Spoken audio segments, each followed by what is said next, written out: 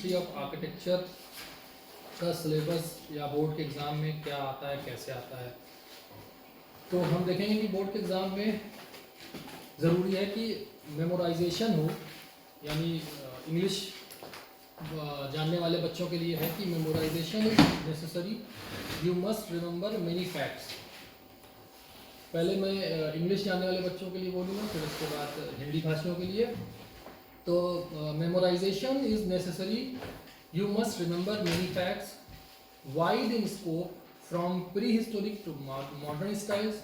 Creative questions from previous exams are reused. Our method of studying history to try not to memorize but to understand. History is not a list of facts, it is a story that can be retold over and over. इसके references हैं Ching Francis DK, A Visual Dictionary of Architecture, Fletcher Bannister, A History of Architecture 20th Century, Mercado, Jos L, The Architecture Reviewer, Volume 3rd, History and Theory of Architecture, Salvan, George S, Architecture Characters and the History of Architecture, The Children's Atlas of World History, The World Atlas of Architecture। और कुछ definitions हैं जो इस तरह से हैं कि अगर हिस्ट्री ऑफ आर्किटेक्चर की डिफिनेशन हम पढ़ें तो it is a record of man's effort to build beautifully, it traces the origin, growth and decline of architectural styles which have prevailed lands and ages. Then what is architectural style? तो historic styles of architecture is the particular method, the characteristics, manner of design which prevails at a certain place and time. 6 influences are there which are affects architecture of any region or any place or any time are geographical, geological, climatic, religious, social, historical, and the 4 great constructive principles are used by our ancestors. First is post and lintel construction, second is arch and vault construction, corbel or cantilever construction, and fourth is trussed construction. अब हिंदी भाषियों के लिए इस तरह से है कि history of architecture का जो हमें एग्ज़ाम में पढ़ना है उसका तरीका ये है कि हमें कुछ चीज़ें याद करनी होंगी, कुछ नेसेसरी है, कुछ ऐसी चीज़ें जिनको याद करना ज़रूरी है, कुछ ऐसे फैक्ट्स हैं जिनको हमें याद करना ज़रूरी होता है। और स्कोप ये है कि हम इस कोर्स में हिस्ट्री ऑफ आर्किटेक्चर में प्री हिस्ट्री से लेकर हमें मॉडर्न स्टाइल तक की हिस्ट्री पढ़नी होगी।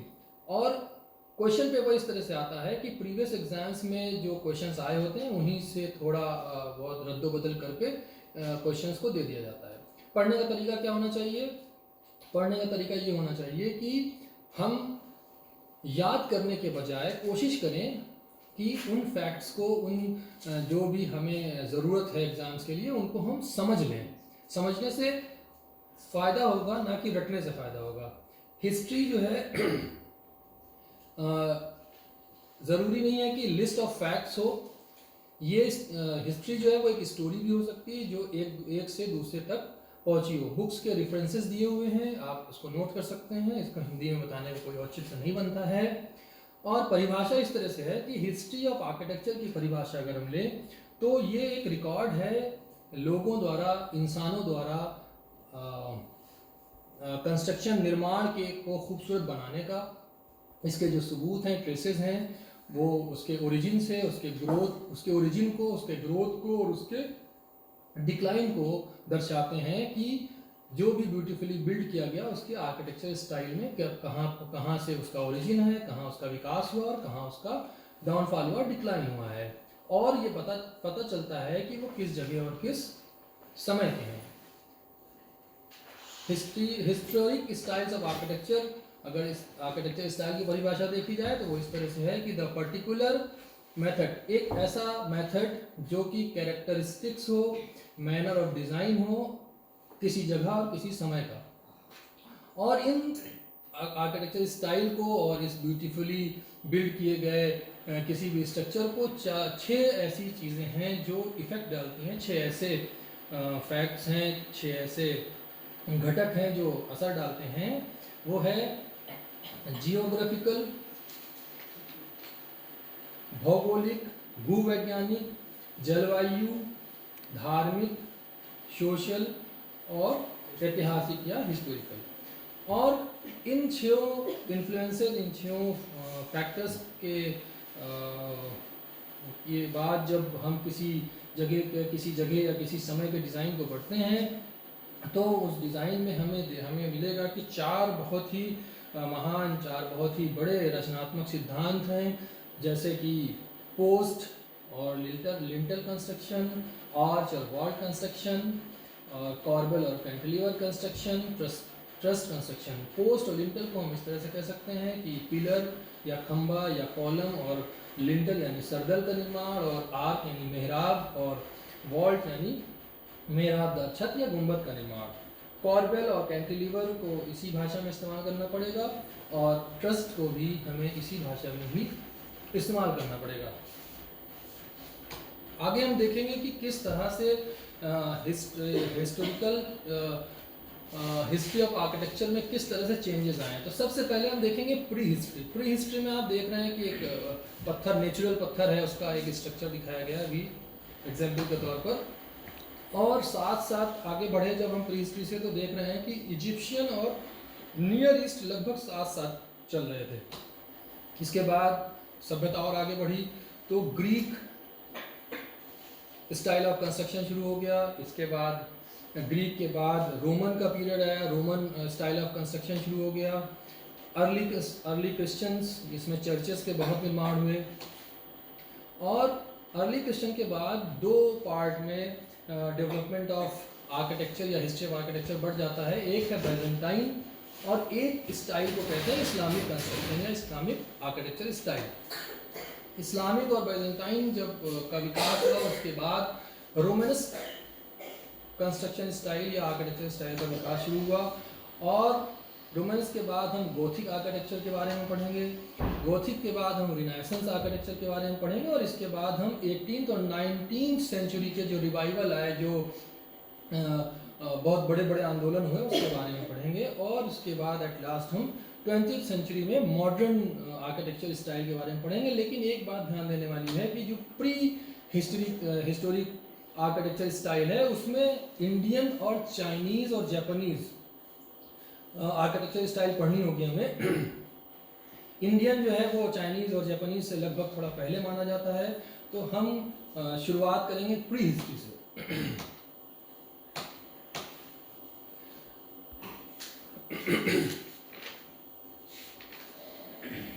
जिसको नोट करना है वो अपना नोट कर लेगा, इसमें लिखा हुआ है ना? नोट करने के लिए मना नहीं है। प्री हिस्ट्री में अगर हम शुरू करें तो सबसे पहले हमने देखा कि 6 फैक्टर्स हैं जो इन्फ्लुएंस डालते हैं। तो इन्फ्लुएंस का प्री हिस्ट्री में सबसे पहले हम देखेंगे कि history of our ancestor, what is history of our ancestor. तो अगर हम हिस्ट्री ऑफ एंसेस्टर्स देखें तो direct human ancestors evolved in Africa from 2.3 million years ago. They are homo habilis, Homo erectus, Homo sapiens, Homo sapiens sapiens. The success of human race was largely due to the development of tools which were made of stone, wood, bone, after then iron, etc. Humans spread from Africa into southern Europe or then Asia. They could not settle far north due to the cold climate. After then, they traveled from Siberia by foot into North America, and then they traveled from Southeast Asia by boat into Australia. You can say they traveled by boat or by with the help of oceans or rivers or lakes, etc. Before 19th century, they lived nomadic life. They hunted and they gathered foods. By 19th century BC, they started farming and agriculture uh, uh, due to the fertile soil, and they know the what is fertile soil, and produce plenty of foods. Animal domestication for work, milk, wool. They used to pet the animals for their work, for milk or for wool. People wanted to settle down. After animal domestication, people wanted to settle down in a place, in a certain place, or they wanted to live in communities. Uh, Expert says the first villages in the settled down in Middle East, then South America, then Central America, India, and China. But some of them, the people need not to farm, so they spend time on other work like pot making, metalworking, art, and architecture. If you want to know what is the religion on that time, there is no organized religion. There was no organized religion. You can say there was no religion, but the dead person or dead bodies are treated with respect. Burial rituals and monuments. They try to bury their dead bodies and try to build monuments on their dead bodies or their graves. अब हिंदी भाषी बच्चों के लिए अगर हम प्रभाव के 6 कारकों में से देखें तो इतिहास हमको पहले पढ़ना होगा। प्री हिस्ट्री का, प्री हिस्ट्री यानी कि प्रागैतिहासिक, जिसके साक्ष्य तो प्राप्त हुए हैं लेकिन उसका लिखा हुआ कोई भी चीज़ प्राप्त नहीं हुआ है, कोई डॉक्यूमेंटेशन प्राप्त नहीं हुआ है।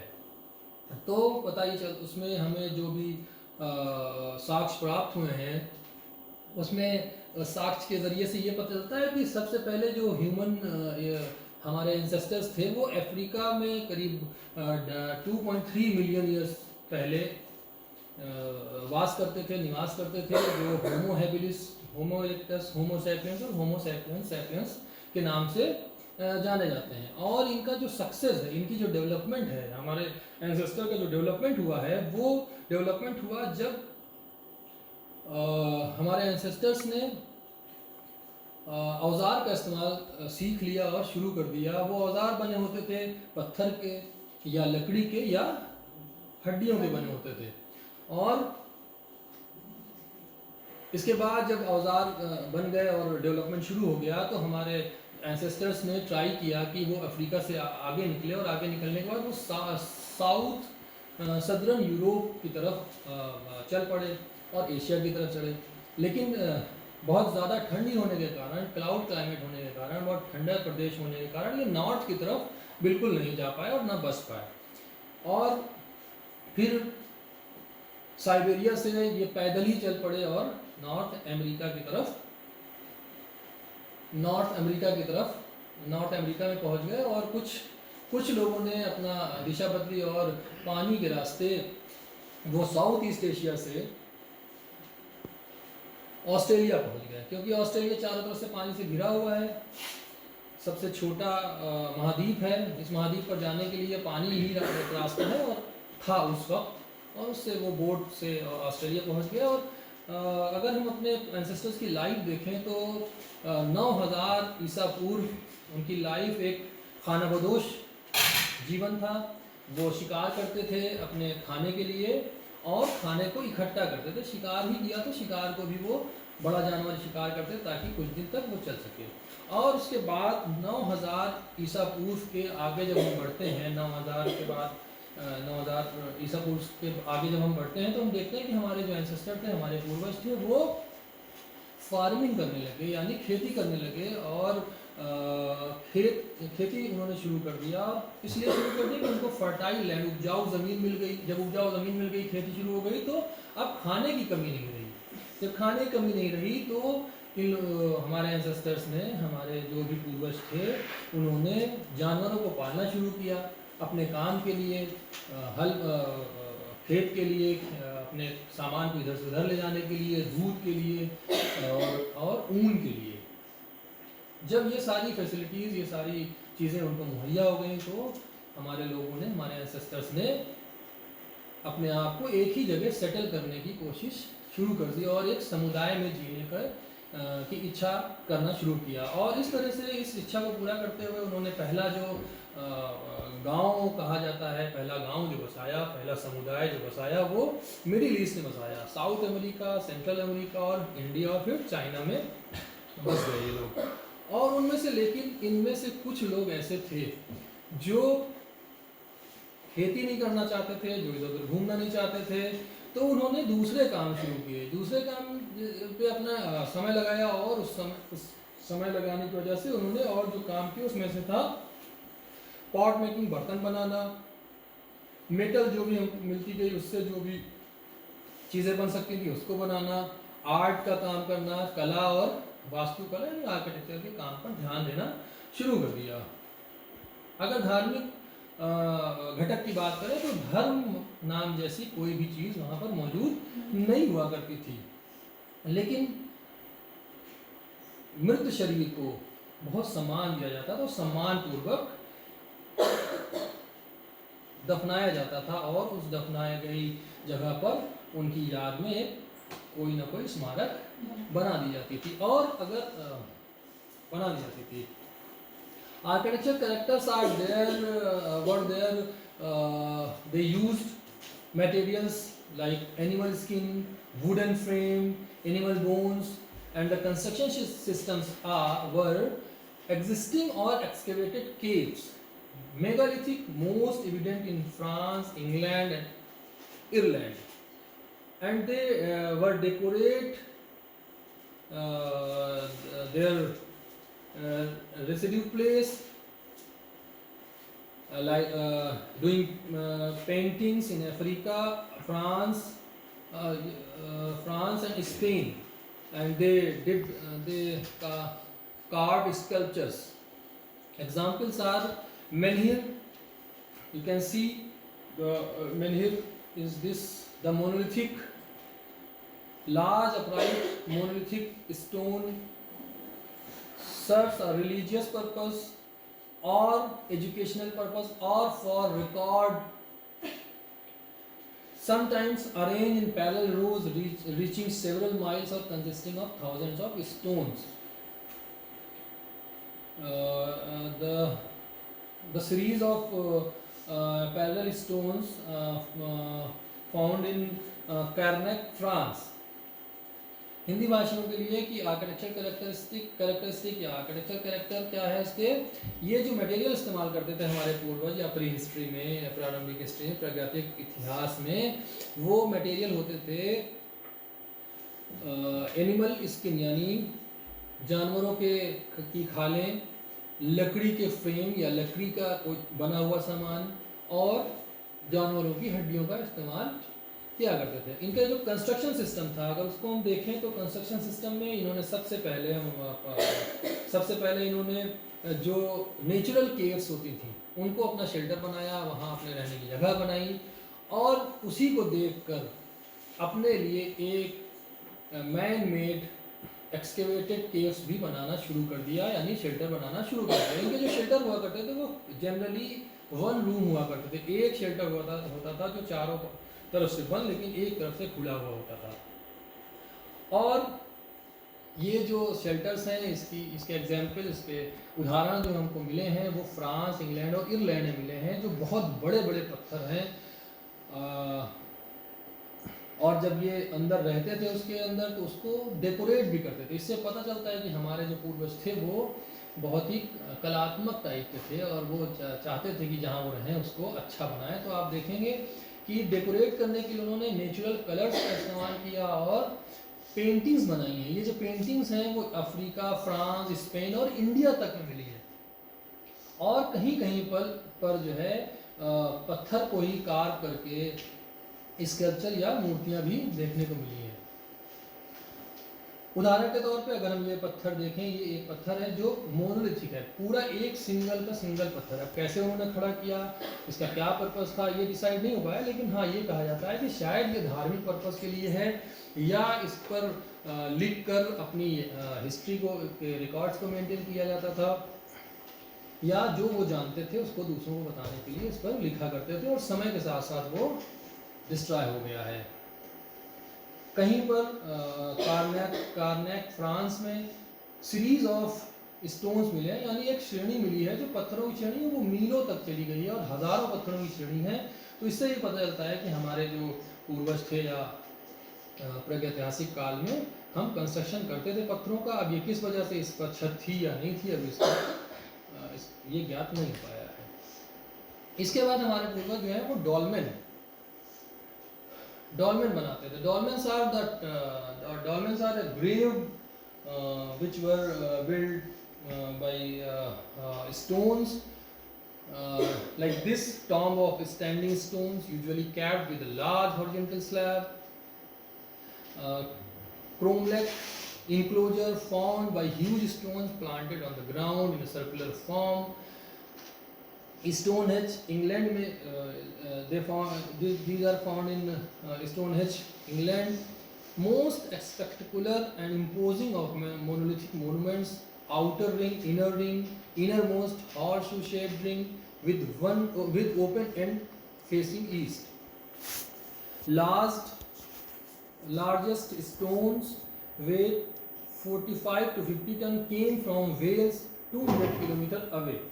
Stone transported by sea or river, then hauled on land with sledge and rollers by 100 of people, raised upright into pits capped with lintels. Genuine architecture, it defines exterior spaces. A solar observatory designed to mark the sun's path, designs the sun's path during sunrise on midsummer. Tumulus or passage grave. We found tumulus or passage graves, dominant tomb type, corridor inside leading to an underground chambers. Hindi भाषियों के लिए डॉल्मेन नाम का एक उदाहरण है, जो कि एक कब्र है, और ये कब्र बनाई जाती थी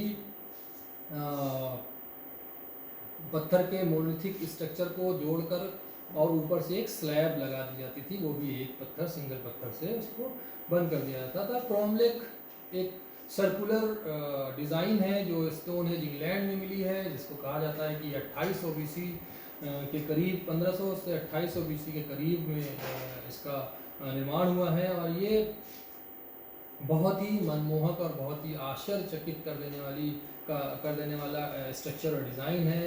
और इसमें जो भी है वो मोनोलिथिक मोनूमेंट्स हैं, यानी एक एक पत्थर, सिंगल, बिल्कुल कोई उसमें जोड़ नहीं है। और इसमें अगर ध्यान से देखा जाए तो इसके प्लान में आउटर रिंग पर एक सीरीज ऑफ स्टोन है, फिर इनर रिंग पर भी है, और एक इनर मोस्ट भी है, और एक अंदर की तरफ हॉर्स शू यानी घोड़े का के नाल जैसा भी शेप एक रिंग बनाया गया, जिसकी जो ओपनिंग है फेस, यानी आप कह सकते हैं एंट्रेंस कह लीजिए या एग्जिट कह लीजिए, यानी डोर कह लीजिए, वो आपका ईस्ट की तरफ है, ईस्ट फेसिंग है। तो इसी से पता चलता है कि हमारे पूर्वज जो थे, जो भी प्री हिस्टोरिक लोग थे, उनको दिशाओं का भी थोड़ा मोड़ा ज्ञान होना शुरू हो गया था। और इसकी सबसे खास बात है कि ये जो इसमें जो पत्थर इस्तेमाल किए गए हैं, उनका वजन 45 से 50 टन के करीब है, और जो वेल्स में पत्थर पाए जाते हैं वैसे ही पत्थर। तो अब ये समझ नहीं आ रहा है कि वेल्स से पत्थर 200 किलोमीटर दूर से पत्थर यहाँ तक लाए कैसे गए होंगे, अभी इस पर अध्ययन चल रहा है। कुछ लोगों का कहना है कि ये पत्थर जो है समुद्र या दरिया के जरिए, दरिया से लाए गए हैं, नदियों के जरिए लेके आया गया है इसको, और उसके बाद ज़मीन पे रोल करके इनको लोगों ने रोल किया और ले आकर खड़ा कर, गड्ढा खोदा, गड्ढे में डाल के खड़ा कर दिया है, और उसके ऊपर लिंटल डाल दिया। लेकिन अगर हम इस पूरे स्ट्रक्चर को देखें तो हमें पता ही चलता है कि ये एक एक्सटीरियर स्पेस को डिफाइन कर रहा है, यानी एक बाहरी संरचना को डिफाइन कर रहा है। और ये संरचना ये बताती है कि ये एक सौर यानी सूरज से रिलेटेड अध्ययन के लिए ये एक प्रयोगशाला बनाई गई थी, ऐसा प्रतीत होता है। उसके बाद एक और एग्जाम्पल मिला है प्री हिस्टोरिक का, जिसको ट्यूमुलस या पैसेज ग्रेव कहते हैं। ट्यूमुलस यानी एक ऐसी कब्र जिसके चारों तरफ एक पाथवे बनाया गया हो, लेकिन वो इसमें जो ट्यूमुलस में है वो इनर पाथवे है। आज भी हम देखते हैं कोई कब्र है उसके चारों तरफ थोड़ा स्पेस छोड़ा जाता है उसके चारों तरफ परिक्रमा के लिए, तो ये ट्यूमुलस जो है वो आज की ही जैसी कब्र का एक नमूना है, लेकिन ये अंडरग्राउंड पाथ छोड़ा गया है इस पर। इसके बाद लोगों ने जब रहना शुरू किया तो primitive dwellings, I already said the most had one room space only. The development of more complex civilizations led to division of the room into smaller ones for eating, sleeping and socializing. In the place where no industrial revolution has occurred to transform building methods and increase population density, houses show little difference from primitive ones.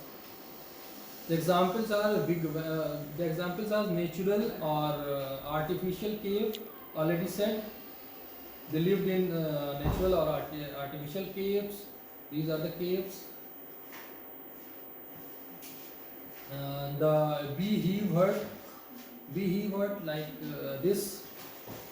Natural dried wall, rough stone shelter with corbelled roof. This after development they used to cut the stones and they try to build a construct a wall and then slab or roof. And the examples the wigwam or teepee, thatch roof. This is like thatch roof, but this is not thatch. This is wooden frame, conical tent with wooden pole or as framework, covered with rush mats and animal skin. Door, hogan, primitive Indian structure of joined logs. This is igloo, and igloo is a house constructed of hard packed snow blocks built up spirally. Nigerian hut. This is Nigerian hut.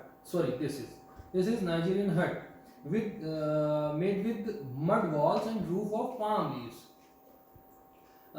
Iraqi motif covered with split reed mats built on a reed platform to prevent settlement. Sumatran house. These are the Sumatran house for several families built of timber and palm leaf. The French pen underneath is for livestock. Hindi भाषी छात्रों के लिए पुराने जो प्रागैतिहासिक काल में जो घर बनाए जाते थे, रहने के लिए शेल्टर बनाए जाते थे, वो जनरली एक कमरे में होते थे। लेकिन जैसे जैसे डेवलपमेंट होता गया और सभ्यताओं का कॉम्प्लेक्शन बढ़ता गया, उसमें घर के अंदर खाने का कमरा, लेटने का कमरा और सामाजिक कार्यक्रम का जो भी कमरा था उसको अलग अलग स्पेसेस बनाए जाने शुरू हो गए। और इंडस्ट्रियल रेवोल्यूशन जब आया, डेवलपमेंट उसके बाद और तेज़ी से बढ़ा, बिल्डिंग का मेथड चेंज हो गया, डेंस पॉपुलेशन होने लगी। पहले लोग बिखर के रहते थे, लेकिन इंडस्ट्रियल रेवोल्यूशन के बाद एक साथ होकर इकट्ठा होकर रहना शुरू कर दिया। ये पुराने घरों से थोड़ा सा अलग था। ये नेचुरल केव यानी प्रकृति द्वारा बनाई गई जो भी गुफाएं थी वो हैं, और ये आपकी आर्टिफिशियल केव है जो मैन मेड कही जाती हैं। ये बीहीव हट है। बीहीव हट यानी मक्खी के छत्ते की तरह कुछ स्ट्रक्चर होता है इसका। और ये चूल्हो, ये छोटे छोटे पत्थर के टुकड़ों को जोड़कर चारों तरफ, तीन तरफ दीवार, एक ओपनिंग और छत तक बनाई जाती है। विगवैम या टीपी, इस स्ट्रक्चर को कोनिकल टेंट कहा जाता है, जो कि वुडन फ्रेम होता था, लेकिन ऊपर से हम एनिमल स्किन या रश मैट का इस्तेमाल करके इसको छत बना लिया करते थे। और ये आप देख रहे हैं, इसको होगन कहते हैं। ये प्रिमिटिव इंडियन स्ट्रक्चर है, यानी लकड़ियों को जोड़कर भारत में ये स्ट्रक्चर बनाया जाता था पहले। इग्लू यानी बर्फीली जगह पर बनाया जाने वाला, ठोस बर्फ से बनाया जाने वाला एक स्ट्रक्चर है, जिसे इग्लू के नाम से जाना जाता है। ये भी शेल्टर का काम करता है। ये नाइजीरियन हट है, आप देख रहे होंगे नीचे सर्कुलर स्फेरिकल शेप में है, और शंकुकार, इसको शंकुकार भी कह सकते हैं, शंकुकार शेप में है, लेकिन इसमें ख़ास बात यह है कि इनकी जो दीवारें होती हैं वो मड की यानी मिट्टी की होती हैं और ऊपर से पाम लीफ से इसकी छत बना दी जाती है। इराक की तरफ जो कल्चर डेवलप हुआ वहाँ पर रीड मैट, खजूर के पत्ते और खजूर की जो ट्रंक होते थे, ब्रांचेस होती थी, उनका इस्तेमाल करके बनाया गया। सुमाट्रन हाउस जो होते थे वो एक साथ कई फैमिलीज रहती थी और वो लकड़ी के बनाए हुए घर होते थे। उसकी जो लकड़ी और पाम लीफ से बनाया जाता था। इन घरों को छतें पाम लीफ से बन दी जाती थी और लाइव स्टॉक के लिए वो अंडरनीथ का इस्तेमाल करते थे। That's all.